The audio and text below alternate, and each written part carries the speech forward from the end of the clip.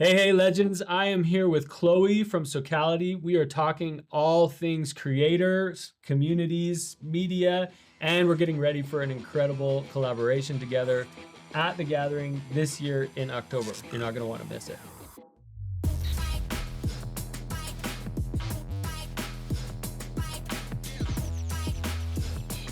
Chloe, welcome to the podcast. Thank Excited to you. chat with you today. I'm excited to be here. Yeah, so we were kind of talking just before we started rolling that we almost need to introduce you to our community, and then we need to introduce the gathering to your community because we both are sort of colliding some engaged groups of creators and business leaders and brand leaders and brand Yeah. builders together Mm-hmm. in anticipation of what's happening in October. So you want me to go first? Do you want to go first? Why don't you introduce yourself? Okay. Yeah, sure. Perfect. So I'm Owen Reader. I'm the CMO of The Gathering. The Gathering is a brand festival that we run every year in Banff, Alberta, Canada, in the beautiful Rocky Mountains. And what we do is we bring together 1,500 business leaders, brand leaders, marketers who are at the helm of the most influential brands in culture. So Disney, Gatorade, the NFL, NHL, Yeti, the list goes on. Barbie, like All there's cool all kinds of like culture shaping brands, yeah. And generally brands that have found a different way to achieve relevance with their audience, usually enviable levels of relevance where they have really passionate customer bases and people who pay premium for their products or who just love anything that they do, anything that the brand brings to life. And what we ask those leaders to do is as they come like an open book, and we ask them to share all their secrets. And our role at the Gathering is creating the experience that and bringing these people together in a way that's inspiring and ignites, really exciting new initiatives in market. We look at our role in terms of like the marketing industry as a whole as being helping to uplift the industry and helping it to kind of get out of stagnation and think outside of the box and not think in terms of benchmarks and competitor trends and best practices, but to think in terms of innovation and connection and real relationship through their brands and that kind of thing. So Amazing. those are the things we like to champion. Those are the things that we like to celebrate from stage, the bold thinkers, the bold creators, and that kind of thing. And then this year, one of the reasons why we're really excited to be bringing in about 250 creators into the event this year. And Cool. The reason why we're bringing them is because we've recognized, and many of the CMOs in our community have recognized, that the attention economy is different now than it was even a year ago. Never mind what it was 5 years ago or 10 years ago. Things have changed a lot, and there's new things to learn, and there are new ways to achieve relevance with meaningful communities. And so we partnered with you guys to help shine a light on that, help us to learn, help our community to learn, and really, hopefully, I think my wish would be that we can create a space that lends itself to really great connections between creators, brands, brand leaders, and just that awesome things would come out of it. Who knows what it would be? Yeah. So yeah, that's who I am. That's what the Gathering is, and that's kind of why we're here. That's great. Is that good? Yeah, that's perfect. Thank you for that intro. And I'm Chloe. I'm a creator. I do photography and social media in general across all different channels. I'm on Instagram, TikTok, all of them. I've grown an audience myself of over 600,000 people. And then aside from that, I also work with Socality, and that's who I'm here with today. Socality is a community of people brought together, like creatives in general. Basically, we do in-person and online workshops. Our goal is just to create a community where it's not about competition. It's just about making friends, coming together, creating together, having fun together, and just creating an environment where people can meet face to face. And that's basically us. So That's cool. yeah. And you were just doing some work in Jasper? Yeah, I was in Jasper for the last 4 days. I just got back yesterday, and yeah, it was amazing. We're just out there taking photos with the Travel Alberta creator community. Nice. And what happens when you do that? Like when you you like snap photos and then they use them, or are you telling stories out there? Are you trying to highlight various things? Like, how do you approach it when you're Yeah. So strictly wearing the creator hat? So the fun thing about this meetup specifically is Travel Alberta. So they have a creator community of creators who basically go out and capture different things within Alberta. And every so often they'll do little creator gatherings where they select a handful of creators and they get to take them to a location. I've done one in Waterton with them before. This one was Jasper specifically. And they give them creative freedom. So I can create whatever I want. I can tell any types of stories. There are people there that do food photography. And so the whole time they were only capturing food versus me, I do more like accommodations, and I like to tell stories in general that are a little bit more I'll put it on my social media. Like I'll do stories where I'm like taking people through the day of like, today I woke up and this is what I started with, and then we did this activity, and then we went to this place. And so Kind of give them like help them to imagine themselves, picture themselves there, and like what they would be doing if they were coming. Yeah, versus creating a commercial video. But the Right. cool thing is we're basically told this is the location. These are our goals. Like they'll maybe brief us with the tourism board of the place that we're at. Mhm. And then they say have fun. And so we get to Wow. come in and like they'll have an itinerary for us that we get to follow. But as creators, we get to create what we think would resonate either best with our audiences or Right. with our creator style. Yeah. And And this is a thing that I'm seeing more and more conversation about. I think like as brands generally move towards working with creators as a way of broadcasting, it's this like that relationship to say like, here's what we have, you go do your thing. Like, you know your audience better, you know your community better, create how you want to create, versus like follow these guidelines. We want the commercial to look like this, or we need these specific cuts or these assets because that's what our plans have. Yeah. Like, it's very much a strong, like a high trust relationship. It seems absolutely like, right? is. Yeah. And we will be given a brief in advance of like, hey, if we could follow these guidelines, that's great. But what I love about it is the content that comes out of this is so authentic. Like it's very genuinely, just authentic content that feels not forced. Like the narratives that you're following, if you're following the different creators, are really true to them. And you're getting a whole bunch of different perspectives from different people, which I think is a really beautiful way to approach tourism in general. Right. Yeah. Yeah. That's a good point. Like, and then the people that could go to Jasper, for instance, could be young people looking at their wedding, or it could be like retired people looking to just relax or connect, or adventurous people who are looking for like time in the outdoors. Like, there's so many different reasons that you would go visit a place like that. So it makes sense that you would say, let's show it from all sides, and let the creators kind of lead how they would approach the experience and go from there, basically. Yeah, That's absolutely. Cool. How long have you been doing that stuff for? Like your own creative endeavor, your own content creation? Yeah, well, I've always been a creative person. When I was little, I loved like art and painting and music. And growing up, I always wanted to be an artist. I got like my first digital camera when I was just like a preteen, I'm pretty sure. It was like this like hot pink little thing, and I would just like Nice. run around and take photos. But I didn't think I always knew that I wanted to be like a photographer, like doing what I'm doing today. Because when I was young, the role that I have today in social media didn't exist. Right. Like you wouldn't think like, oh yeah, I want to do like Instagram, or you know what I Yeah, mean? totally. So when I went to university, I went to school for journalism. Actually, first I took a year of visual communications in applied arts, Oh, and cool. I loved it. It was awesome, but I felt like I wasn't challenging myself enough. So I went to school for journalism because I loved the storytelling side of things. Like I Oh, knew that I nice. loved to tell stories. And so while I was in school, I had moved from Medicine Hat, where I grew up, was born and raised, to Calgary. And all of a sudden, I went from being surrounded in the prairies, surrounded by prairies, to being close to the mountains.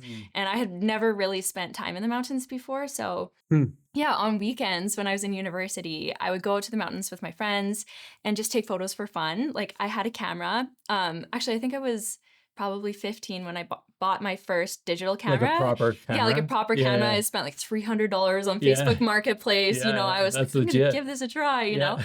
And so, yeah, I would just go out on weekends and like go for hikes with friends and take pictures and share them on social media. And I think primarily because like most of my audience was from Medicine Hat when I started, they were not used to the mountains or anything like that. Like all my friends would comment and be like, this is so cool, you know, Yeah, stuff yeah, like yeah. that. But organically, it started to grow a little bit of a following, and I loved going out and creating. Like I was having so much fun doing that alongside school.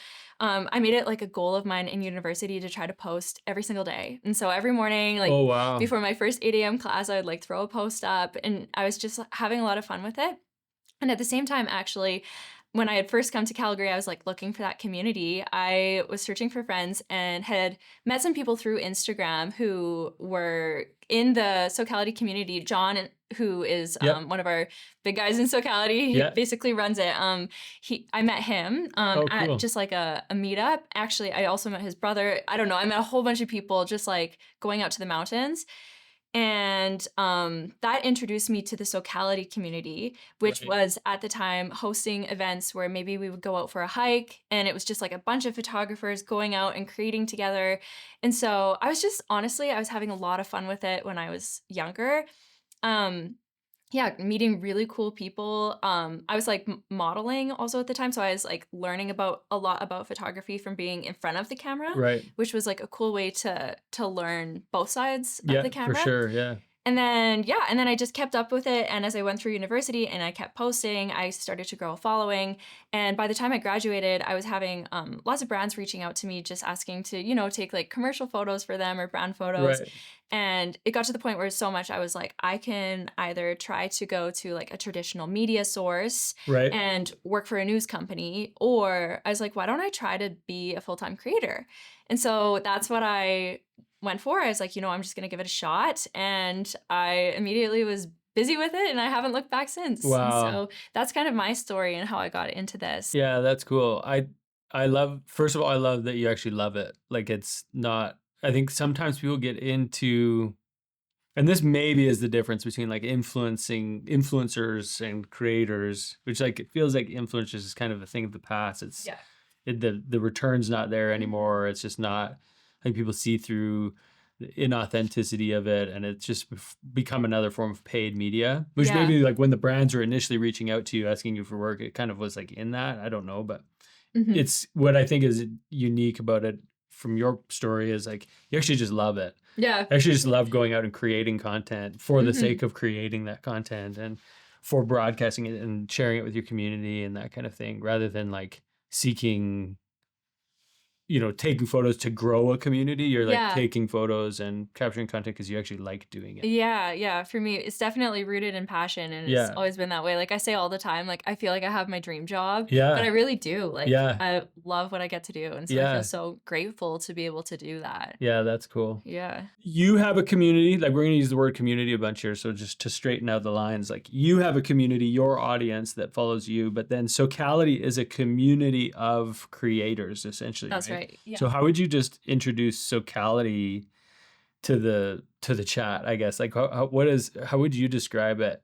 Yeah, it's hard to describe because I feel like it's exactly that. It's just a community of creators. Like it's the goal is to take these relationships that people are making online. Like when Instagram was first founded, all of these people were connecting with each other through DMs and just messaging like, "Oh, I love your work. Like it'd be so cool to meet up one day." And I think there were lots of like smaller meetups of creators coming together. But Scott, our founder, recognized I think there's an opportunity here to bring people together on a broader scale Yeah. where they can just come together and create and meet each other. And that's where Socality comes in. And so we started hosting in-person events where people could come out and it'll be like when we first started, it was like we'd do a hike together and it would be a bunch of photographers showing up for a hike. And you just get to meet and network with other people and, you know, just collaborate together. Like the focus isn't competing or anything like that. It's just Right. coming together and Yeah. building that sense of community. Yeah, interesting. And yeah, as it's grown, we've been able to offer some more like educational segments so Oh, people cool. can like tune into our podcast, for example, like Yeah, we're yeah. doing today, where we'll bring on guests and chat with them so that there's more of an educational element if people want to learn more about creativity and photography or Right. anything like that. But yeah, that's basically what Socality is. Like today we're hosting events across Canada. People can come to our events. You can get free gear trials. So we partner with Canon Canada, and Mm. you can come and test out a camera if you come to an event for free. You can shoot as styled set if you want to come and actually take photos at one of our events.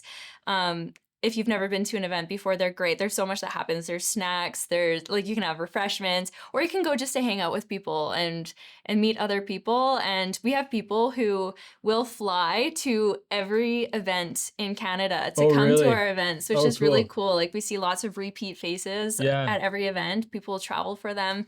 And that's basically, yeah, what a Socality event looks like. And Yeah, that's neat. yeah. I uh, community community is such an interesting thing. I feel like it is probably a word that's gotten abused a little bit in terms of like people just saying, "Oh, my community," and what they really mean is like an email list or something like that. But like Socality is an actual community. There are relationships, interconnected relationships that Hmm. sort of exist within the context of the Socality brand. But these are people who genuinely connect. They love each other. They Yeah. like they go do things together outside of those Hmm. events as well. So maybe just like talk to me a little bit about what you've learned about community. I'm just curious about if there's been anything that's been surprising or sort of like insights that you've seen on how it works. Not necessarily like how to grow it, but I'm just curious about like what is it that makes what is that spark that makes Socality work where maybe if Canon was going to try to do that, it wouldn't necessarily or something like that. Yeah. I don't know, like there's so much I can say that I've learned about community. I think there's just something so special about face-to-face relationships Mm. and getting to connect with somebody on a level that doesn't always just feel like a surface level connection Like a where virtual connection. yeah, and it's not transactional in a sense too, because you're not Mm. going to a Socality event or going to a community event in the hopes of getting something. Like you're not Mm. going to network to better your business. You're just going to go and connect with other people who have a Right. shared interest, who love creativity. Yeah.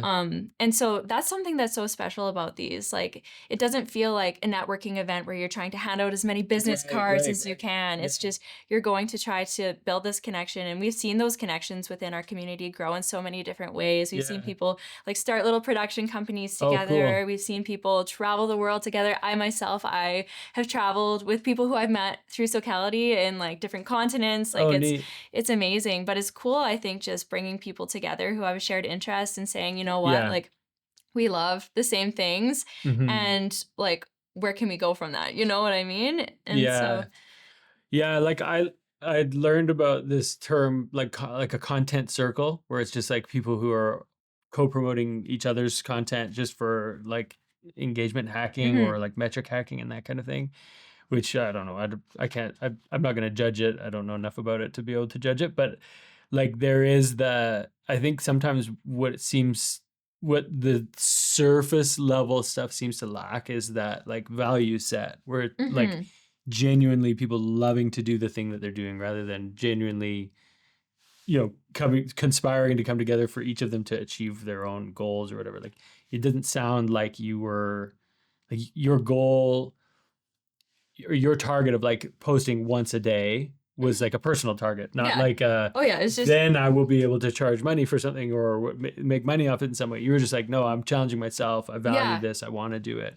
It's just it seems like a bit of a different attitude there. Like, well, it reminds me of one of the things that Ryan always says. Ryan Gill, the chairman of the Gathering, he founded it 12 years ago. Mhm. Every year he gets up on stage to kick the event off, and one of the first things that he says is, "This is not a conference. It's not a place for you to just come with your business cards and sling them out. It's not like the goal here is not try to meet everybody. Yeah. The goal here is to connect, really, really connect with two people, maybe one person, maybe three Mhm. people, but like think of this as a relational playground, not a biz dev playground. Like Yeah. this is a place where you actually come come and meet people, know them, and walk away still in relationship with them rather than just like transacting, I guess. Yeah. That's something we've seen in our community. That's, I think, the stuff that we get the most excited about, kind of like what you're saying, where it's like there are people who join Socality and they start a production company, or they go on a trip and they're doing this, or they're collaborating over here. Yeah.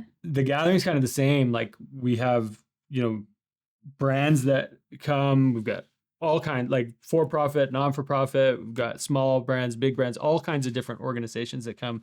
But then to see just at the human level, when you like remove the logos, like two people sitting together being like, hey, it would be fun to work together. Yeah. What would we do? And out of those kinds of conversations, we've had like GoPro and the NHL strike up a relationship. Amazon and Shopify strike up a relationship. My favorite one is Big Brothers and Big Sisters of America struck a deal with the NFL, like a multi-year, awesome. millions of dollars of support for the organization. Yeah. And they're all, when they're done, you're like, oh yeah, that makes so much sense. Why would that? Of course that makes sense. But it wouldn't have happened if they hadn't just sat down for dinner or had a conversation, in between sessions or whatever it might be. Like, it's not, anyways. Yeah, well, I was going to say, even on right? a personal level, though, at the Gathering, I've seen that myself, because I was able to attend the Gathering about 4 years ago, I think, and I met some pretty amazing people there, but I did go, I think it was for breakfast with a couple people, and just today, 4 years later, we're discussing like work opportunities together. Oh, neat. We've got some stuff coming up. From someone you met at the Gathering. From someone I met at the Gathering. Yeah, and so 100%, that's, really cool. Actually, talking about the Gathering, can you share a little bit more about the story of how it came to be? Sure. Yeah. So the Gathering, for like the blink of an eye, was a business development idea, like for just the shortest moment. And then I think it was kind of what we were basically thinking about was how do we get into conversations with the brands that we see as shaping culture and who are hard to get their attention at times. This is, again, even before the first event. It was like 13, 14 years ago kind of thing. Yeah.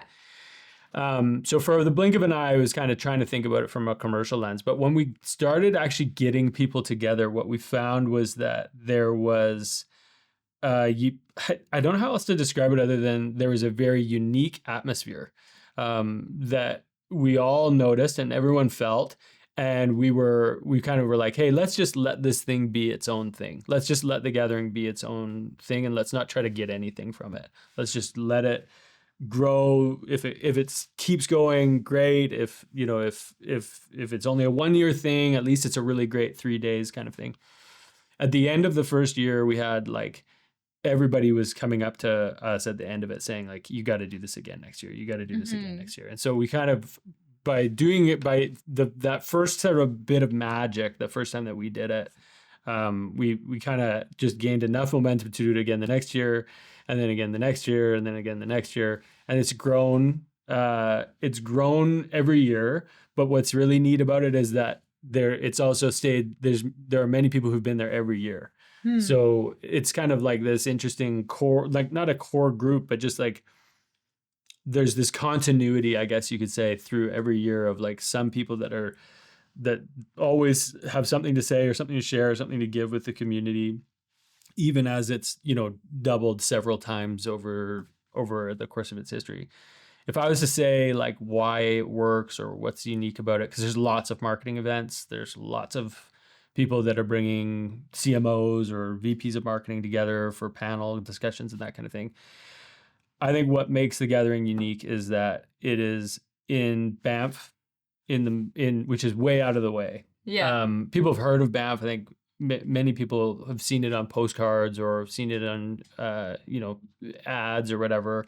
So Banff is a known place, but it's not easy to get to necessarily. No. Like you just it's like one additional step out of your office, out of your day-to-day, out of the emails and everything else that you have fighting for your attention. And it's a chance to really be where you are. Like you when you're in Banff, it's hard to have your mind anywhere else. It's so beautiful.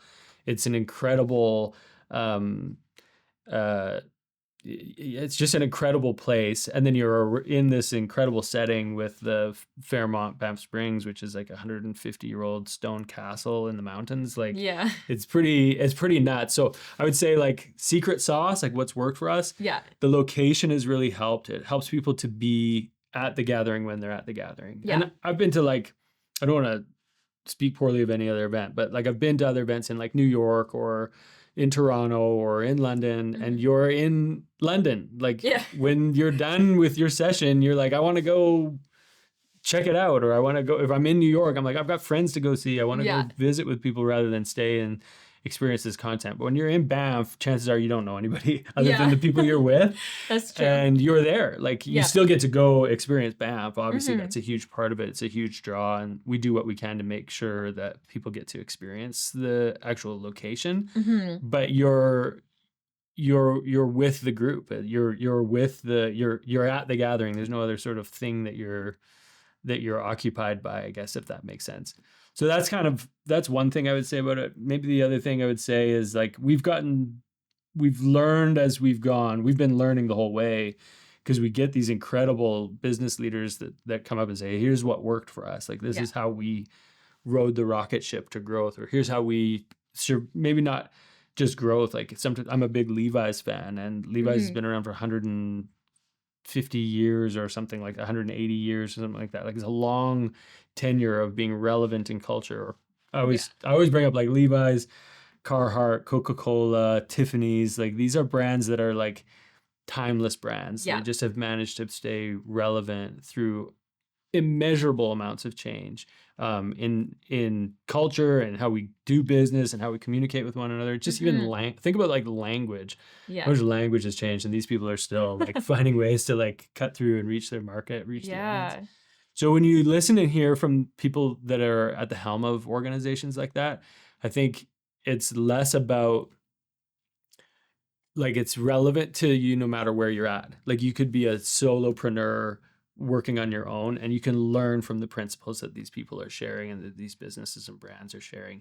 You could be a massive business too and pivot in a meaningful way based on what you learn. But I think that truth is truth no matter who is listening to it. And so these, as these brands share the truth of their journeys, there's just this incredible opportunity to learn, but be inspired enough to take action too. Not just like, oh, that's, TED Talk, like, oh, I didn't know that information before.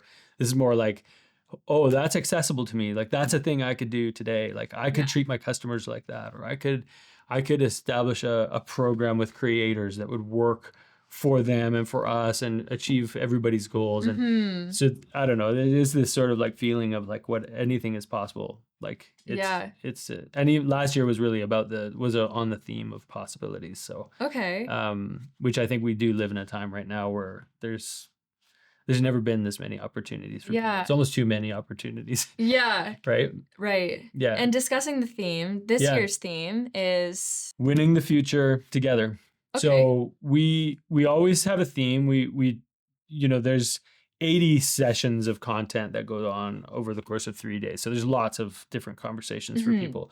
But what we do is we curate really carefully how they ladder up into a theme, so that as you move from a session on sports to a session from Barbie to learning about, something on the technical side of things or an applied side of things, like new technology and that kind of thing, all of them are kind of laddering up inside of an overarching narrative. They all connect. There's some connective tissue between things, which we find really helpful for the experience for everyone.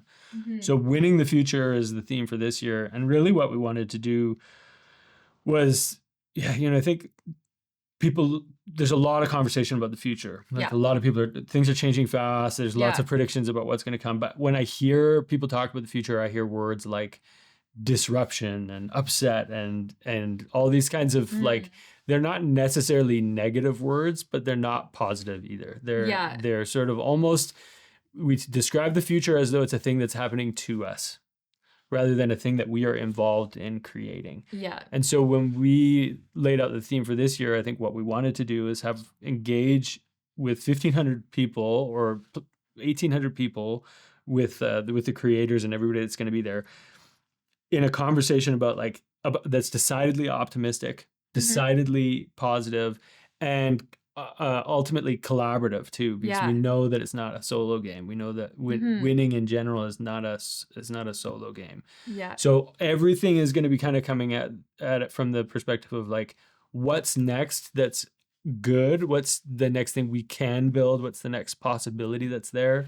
And how do we go and get it together? Like, how do we go in and achieve it together? Absolutely. Does that make sense? Yeah, it does make sense. It's really interesting because like, as a creator myself, the future is always on my mind. Like, what's next? Like, how am I going to have to adapt as a creator? But also, how are brands changing to fit in creators, and how are we working together?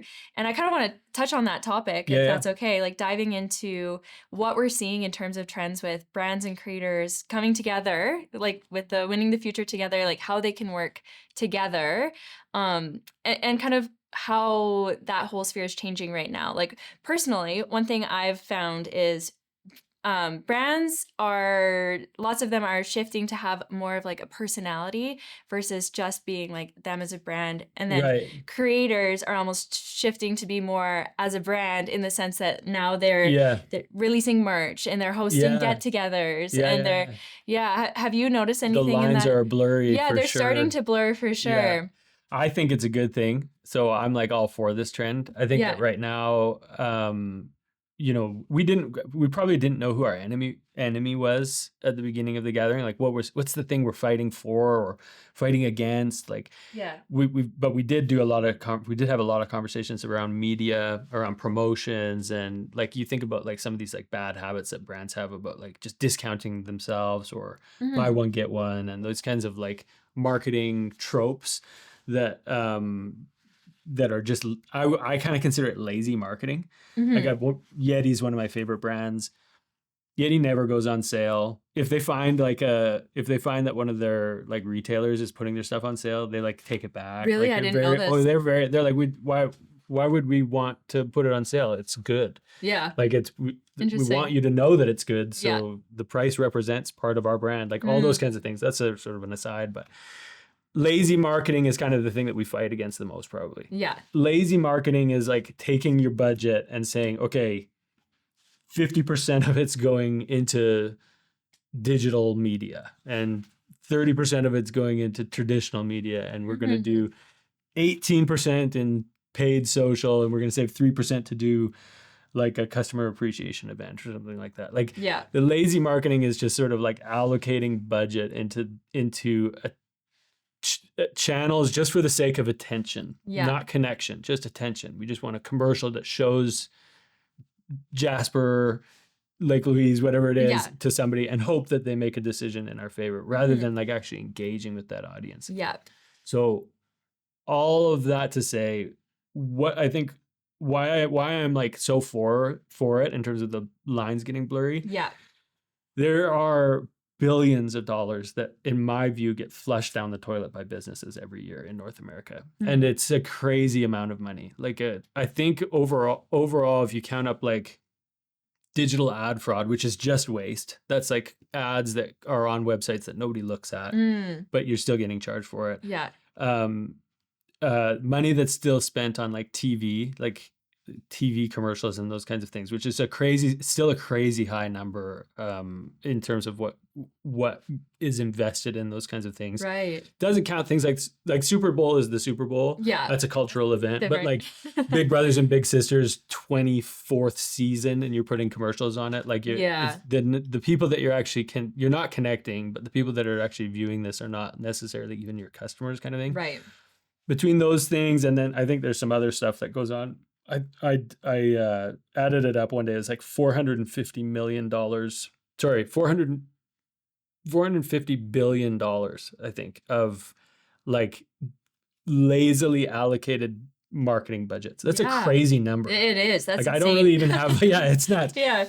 Meanwhile, so there's a bunch of there's a lazy bucket of money over there that I think is like just essentially waste. Mm-hmm. Meanwhile, millennials and Gen Z spend 95% of their media consumption time on like YouTube and Instagram, Yeah. and they watch videos that are only 3 minutes and under. It's like 95% of their media consumption is 3 minutes and under, and it's almost all on social. The average viewership of TV in North America has fallen to under 2 hours per day for people. I haven't had a TV in 25 years probably. No, So yeah. like you probably don't have one either. I don't like have one either. And even my parents actually, they cut it. They cut it. Now they just watch YouTube. Yeah, it's the shift. I think this year Nielsen came out with a report in like January or February where they were basically like the scales have been tipped. The scales have tipped to YouTube. Yeah. Like it's everybody across demographics. This is where they're spending their time in the evenings when they get home from work. And even things like podcasts like this become like catch-up media. Like when you have a little bit of extra time and you're going to catch up on the things that you subscribe to and see what's interesting about the people that you like or the communities that you follow and that kind of thing. So all of those trends are happening and accelerating. And the same time, there's like just this incredibly ineffective allocation of budget that happens for businesses across North America. That to me is this disparity that we're really trying to address this year. I think like that's why I'm excited to bring creators to the event, because I think if we can show people what they do, how they do it, who they are, they can meet them as humans, not as like account handles and that kind of thing. Like then my hope would be that we can take 1% per year and just start to like move it into more meaningful things. I also have a feeling that like when you do it right, it's not just good for the business, but it can be good for the world too. Yeah. And I think like when you're just giving it to a media company, when you're just giving your money to Meta or to Google, you're trusting that Google and Meta are going to do something to make the world better. And I don't know that we've seen much evidence of that.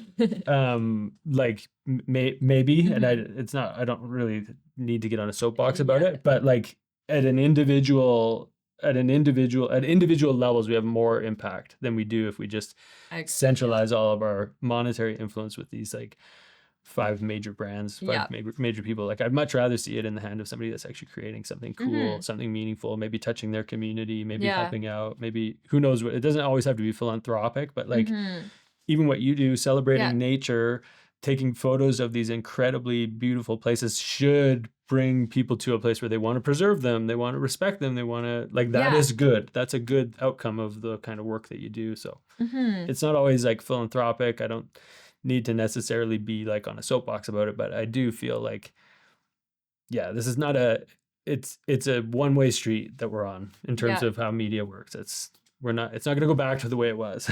People aren't going to like more people aren't tuning into Survivor. Like fewer people will tune into it. Yeah. And one thing I've seen actually though, like as you're talking about like creators and having lots of attention on them versus like TV and stuff like that, is I've seen lots of brands on social media acting as a creator themselves. I don't know if you've seen lots of this, but it's like interesting. Like an example would be like Strawberry Milk Mob, for example. I don't know if you know them. No. Okay, they're a swimsuit brand. Okay. But the creator is this girl who came to TikTok and she kind of took everybody through, first of all, like the journey of starting a brand. And she would share like every fail, every win. She really takes you behind the scenes. Yeah, you grow with her almost. And you grow with her. Yeah, that's so cool. But yeah, it's interesting to see this shift in attention. I feel like to people wanting to tune into like feeling like they're following a personality versus like a brand in general. And so now when you're looking at this brand, but one thing I'm curious about is these brands that are having this personality driven approach where it's like you're following the brand as a creator itself, how that would work in the long term in terms of timelessness, like a brand like Levi's, for example, where you're talking about like how do you find the balance and I mean I think it's a great question. I don't know that I have an answer to it, but I can observe like Mike Cesario is the founder of Liquid Death, and Liquid Death like just seems like once a month they hit it out of the park with some sort of viral thing that they've created. Yeah.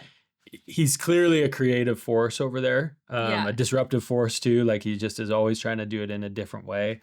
But it's not just so like he's known and he's kind of got his own, he's got an ability to broadcast it. Yeah. But I always think about like, as you bring more people in, get more people involved, you actually are growing the idea, you're growing the creation, you're growing the audience that is going to be influenced by it. Similar to what you guys see with like Socality. It's one thing for you to go off and shoot, or even like with the meetup that you were doing this week. Like it's one thing if it's just you, but it becomes a completely different shape when like more people get involved in it. And this to us is that like winning the future together. Like together is that last part of the theme, because I think it's the secret recipe to expanding it, to really seeing growth come from doing something together. Yeah. Whatever creating means in that situation, whether it's a new product, a new campaign, or some sort of an event, or whatever it might be, the more people that get involved in it, the bigger the impact is. Yeah, that's definitely something that we've seen in Socality as a community, as a whole. Like seeing when people come together, like it's not just people coming together, it's people getting inspired, it's people collaborating, it's people uplifting and empowering each other. Totally. It's, ideas are able to bounce off of each other, and what would have just been like a good idea can like come together and like build into this really beautiful thing where it's so much more. The power of community is just amazing that way. Yeah, totally. Well, and I think like I love the founder stories, and I think people are entrepreneurial these days. So there are fewer barriers today to starting a business, to bringing a product to market, whatever the thing is. There are fewer barriers to doing that than there has ever been, ever. You can do so much with so little now. And so I think partly there's a lot of people from like an audience perspective that have this entrepreneurial aspiration. Yeah. So when they see somebody, what was it called? Strawberry milk mob. Strawberry milk mob. Yeah. Like when they see someone who is like bearing it all, they're showing the good, the bad, and the ugly of starting a business, starting a brand. Yeah. You're connecting with other people who are like, yeah, I want to do that, or I'm doing that, or I face that struggle. And they're maybe not as big, they're maybe not as, from like a conventional metric perspective, as successful as Strawberry Milk Mob, but they're drawn to it because there's just this like that's shared values, right? Like that's that shared aspiration becomes a part of like a community's lifeblood. Like that's the connective tissue between people. Eventually you get to a place where I think the values need to kind of just live on the values need to be so cemented that they're evident. Yeah. Levi's has values in the way that they build their clothes and the stuff that they put out that is similar and drawn from a lengthy history. And same with like Carhartt. Yeah. Carhartt, one of my favorite stories of any brand ever. And I liked Carhartt. I loved Carhartt after this story. Okay. But they have a customer charter that is written down on, like, it looks like parchment paper. It looks like the Declaration of Independence. Okay. It's like a big sort of poster-sized thing written in ink, and it's our customer charter. It's the promise that Carhartt makes or made over like 130 years ago to its customers. All of our clothes will be built to these standards. We'll always do this. If there's a problem with it, this is how we're going to reconcile it. It's their constitution as a brand. It still hangs in the office behind like fireproof glass because it's like an artifact. Yeah. But it hangs in the office so that everybody who comes in and does work with Carhartt, or anybody who works at Carhartt, knows that these are the values that our brand brings to its community, to its audience, and everyone then says they're a part of that. Like they share that sort of same thing. So that was the founder telling a founder story way back in the day, but now it's kind of been proven through time and just commitment to it. It's still as relevant today as it was when they laid it down at the beginning of the company. Yeah, so I don't know if there's like a Strawberry Milk Mob constitution or something like that, but there should be. Like, I think that's one of the ingredients for longevity for people. Yeah, I think that's great to keep in mind. Like, Yeah, it's very interesting. Yeah. I don't know about like Strawberry Milk Mob having like a piece of parchment Yeah, I don't know. behind their front Maybe desk, an but I feel like NFT or something. yeah, but I do feel like one thing that's really cool about them as a brand is they've opened this line of communication with their customers where they're super open to receiving feedback, having like people like obviously there's people doing like try on hauls and stuff on their videos, but like they really make a point of listening to what their customers have to Yeah. say. Like say for example, people really love like a colorway or something like that, and they're like showing samples, like they make a point of saying like we want what you guys want, like we're gonna make sure we're listening to you guys because you're the customer, like we want to make sure you guys are happy with what we're producing as a brand, and they let the the customer have a huge say in how they run things. Yeah. And when they screw up, because there's always going to be moments where brands have little, It's inevitable. It's inevitable. Yeah. They will face those head on, like always, like they'll always address them and be like, oh, like this is what happened, but this is how we're going to resolve it. Like, we're gonna send you and your, I don't know, friends each a swimsuit, you know, so you can feel better on your next trip together. So, I don't know, you know, like they that's find some way of making it up. Yeah. There is an interesting, story that came out of Best Buy. Best Buy had this like, these big companies have massive databases where they look at all their customers as numbers and say which one of these customers are worth the most. Yeah. And Best Buy had this like segment in their customer database that was worth like 10 times any other customer. They didn't just buy the TV and the PlayStation at Best Buy. They bought their washing machine, their dryer, their oven, their fridge, their cell phones, their speakers. Like they just got everything for their house all at Best Buy. Yeah. And they're trying to figure out like, what is it about these people? Why are they spending this much money with us, and how do we find more of them? That's kind of like, that was the mission. And they looked at it from demographic perspective, psychographic perspective. They were looking at their geography, like what kind of jobs do these people have, all these kinds of things. Yeah. They couldn't find any commonality. What it turned out was after finally, I think, stopped trying to do it on a spreadsheet, and they picked up the phone and, hey, why do you spend so much money with us? They phoned these people, and all of them had a terrible experience with Best Buy where they bought an appliance and it arrived broken, or it was late, or some foible, something bad happened. Okay. And Best Buy resolved the situation over and above their expectations, like significantly over their expectations. And the result was an unbreakable loyalty to the brand. Wow. So you screwed up. Yeah. But then you did a really good job fixing it. And now these people spend 10 times more with you than anybody else does. And I think like for brands of any kind, whether you're selling swimsuits or appliances or coffee at a coffee shop, that sort of human, let me make that up to you. Like it's a very human thing to try to do. And I think that is, that creates connection. Like that's, now you're not just a logo to me. There's a human there that I think about when I think about Best Buy, or there's a human that I think about when I think about Strawberry Milk Mob or whatever it is. Like that's a powerful connective tissue from a marketing standpoint, I think. Yeah, absolutely.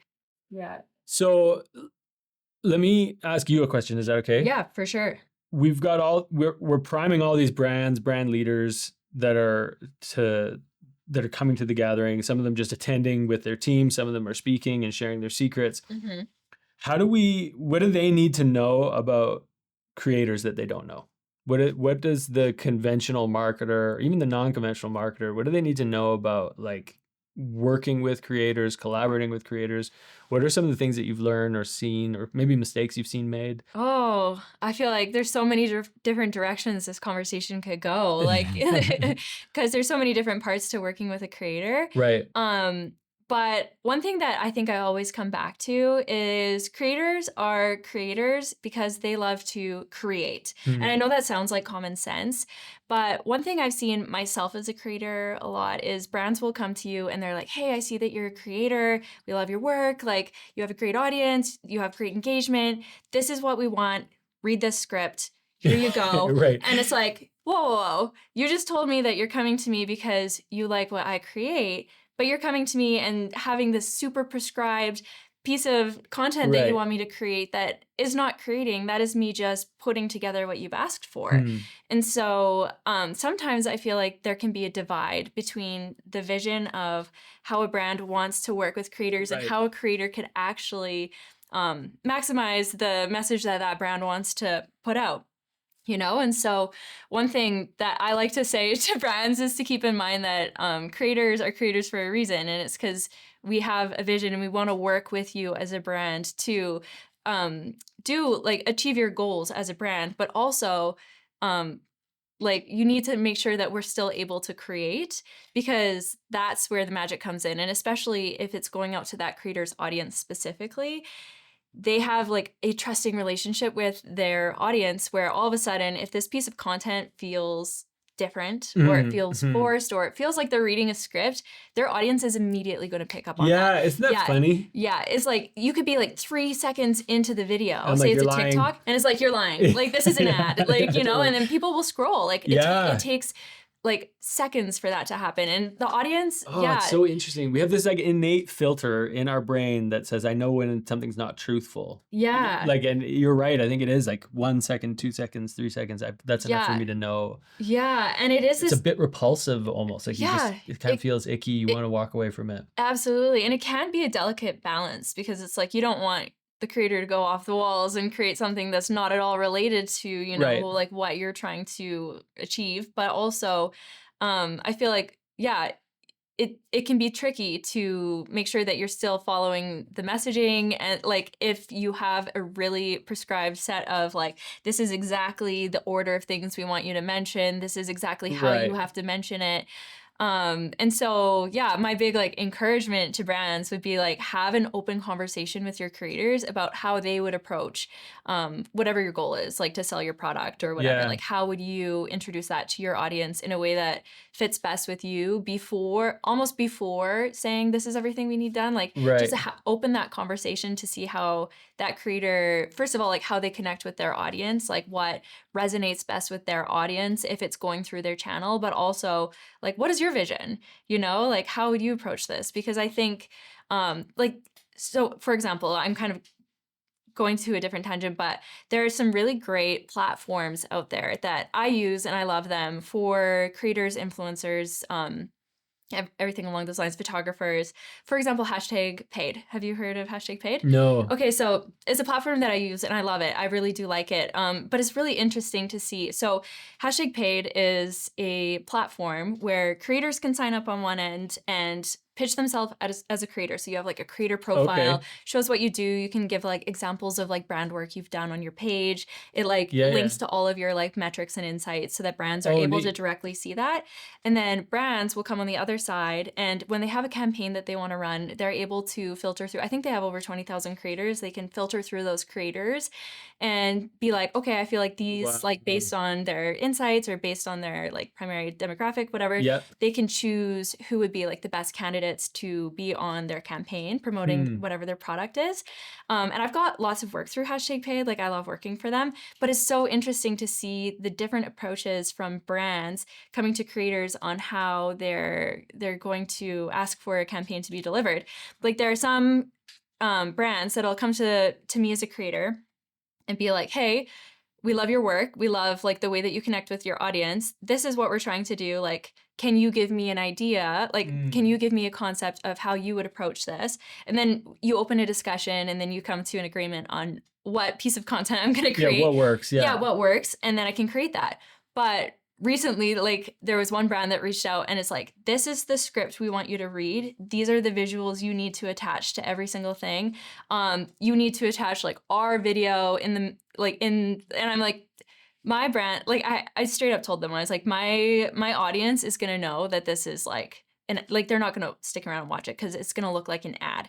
And they're oh yeah, well, but we came to you because we love your travel stuff. And I'm yeah, and I get that you like my travel stuff, but this doesn't quite, it's not Yeah. And so I have created videos that have been scripted before and been open with my audience, hey, just so you know, I'm going to have an ad, what I mean? But you can see immediately the difference in engagement because people who are following me are like, yeah, it's an ad. And then they just scroll right past it. Whereas the ones where I have creative freedom, like I've had some of them go viral because it's organic and it fits with my audience. And it's like, there's no like paid spend behind boosting that content to make it go viral. It just was what I would normally create. And so it just connected with my audience. And so, yeah, it's kind of interesting, the approach there. There's a part of me that feels like if you're just trying to date like one time a creator and it's like part of what you're doing in your marketing plan for this quarter or whatever, next quarter, whatever it is, and you're one and done, that sometimes I think that makes sense. Like sometimes you're trying to meet different audiences and so it makes sense to work with different, like lots of different folks. But I do think that there's a, like when you engage as a brand with a creator, you should be able to see yourself working with them for years. Yeah. Like the fit should be good enough that you would think about it it is kind of it is a partnership, really, at the end of the day. It might be contracted differently, like it might be done up differently from a legal perspective, but you have to be able to think about it in terms of that, like longevity, right? Yeah, and that's actually interesting you say that, because some of these brands that I've been giving creative freedom on, I've gone to work with for years now. Yeah. Like time and time again, and my audience knows that I knows love this brand. You actually love it. Yeah. There's a relationship building. And now like people will strike up conversation to me about it when I'm out. Like they associate me with that, but it's great because it's like, I'm happy to talk about it. Whereas some of the ones that are more scripted, it's like, it was a one and done. And you're not coming back to it it's again. like, I don't really care to go back, like, yeah, totally. Also as a creator, because it's like, well, you start to degrade your ability to actually be relevant to your community. Yeah, exactly. It's actually, you have to become quite protective of how you interact with your audience. Because otherwise, if they just feel like they're tools to you monetizing, for you to monetize, like that relationship breaks down. Yeah. And even just from like a like ambassador role type side of things, right? Like there are brands that I have worked with over time, and I had like an affiliate code with them, like one of those, and that's not like my typical way that I earn. It is just like one of those things that they threw on top, like, hey, do you want an affiliate code? And I was like, sure, like that sounds great. But it's interesting because like when I first started working with this brand, like I would make a few sales here and there. I wasn't trying to sell the product. Like I would just integrate it into my daily life. But I would just make a few sales here and there. But as I started, sharing more about it organically, because it's something you liked it. Because I liked it, it's crazy to see over time, like it's only grown in terms of like even affiliate sales. And I'm sure like that's just like a trackable thing, but it's I'm sure there's so much more totally that is like reaching people. And I'm sure that happens with so many other creators too. Like, that's interesting. Yeah. Like the other side of that spectrum, I saw an article the other day where I can't remember what brand it was, but they hired creators. They were like, we're hiring you. You're on staff now. And they kind of, I don't know, it just felt like I can think about it from the perspective of like longevity makes sense. You want to it should be a good enough fit that you could see yourselves working together for years. But then like hiring someone full-time for some reason just feels like you're breaking it. Like the brand is like missing the point. You're now they have a job. Now they're beholden to the org structure. Yeah. They have a boss, like they're reporting. Whereas there is sort of this like benefit to you being a lone ranger. Yeah. I think where you're like, I'm going to do it this way. And this is what works for me and how it makes sense for my audience. Yeah. That I think you kind of lose in that like staffed position. Yeah. I see that. It was a weird art. Like, it was funny to see it, but you can see it almost feels like a money decision rather than like a... Yeah, well, I feel like as soon as you've got like a boss and you're in a position like that, like there's a power dynamic. Yeah, you like don't want to lose your job. Like, yeah, exactly. It's like, you don't want to lose your job. It's like, oh, I got to make sure that they're happy. Whereas like if you're just like a standalone creator, it's like, that's you, like you have full control. Like you can do whatever fits best, and then whatever fits into that works. Like, yeah, that's interesting. That is very interesting. So what can if we've got brands and brand leaders and marketers and creators and whatnot following the journey to the gathering, so if they hear this podcast, what could they do to find out more about Socality? what can they do to find out more about you? Yeah. Where should we direct them? For sure. So Socality, you can connect with us online. We've got our Instagram at Socality. We also have a newsletter. We post on Substack as well at Socality. So that's the best place to find us. But we host creative events and workshops all over Canada. So if you want to come out to one in person, feel free to join us. Our announcements are just on our Instagram, link in our bio. And for you, where can we find, or our audience who's with Socality, find everything about The Gathering? Yeah, so I would say go to thegatheringfestival.com. Check out everything is there. What our lineup is, how the themes work, videos from last time. You can check us out on YouTube as well if you want to see some of the sessions and clips and stuff like that from past years to get a sense of what the vibe's like, or what the audience is like, or what the speakers are like. And if you're a creator and you're interested in working more closely with The Gathering, like perhaps you're a creator that would benefit from access to these brands, or would want to be doing content like in podcast style content at the event and that kind of thing, we have a limited number of slots where we invite creators into our broadcast team. And what we kind of think of is not to like poke a stick in the eye of traditional media, but there will be traditional media at the event, but we really want to give preferential access to creators. So if they want to be asking questions, interviewing founders, interviewing leaders, learning and sharing their learnings with their audience, they can apply for that at thegatheringfestival.com/create. Cool. And I'd say, we're just excited to smash our communities together for this year, and hopefully the first of many years of collaborating together with you guys. Yeah, and definitely. Really excited about what's to come in October. We're so excited for it. Looking forward to it. Yeah, nice. Thanks, Awesome. Chloe. Great. Thank you. Nice. Perfect.